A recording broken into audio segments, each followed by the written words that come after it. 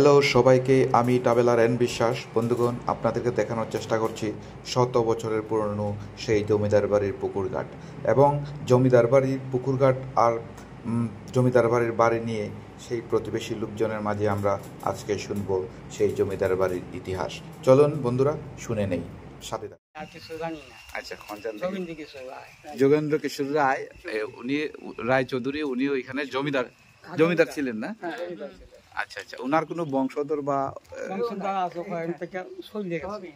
সবাই ইন্ডিয়া চলে গেছে? কোথায়? ওই যে আপনার এই সাইডেটা এই প্রাথমিক বিদ্যালয়, আর এটা হইলো হাই স্কুল, আর এটা হাসপাতাল।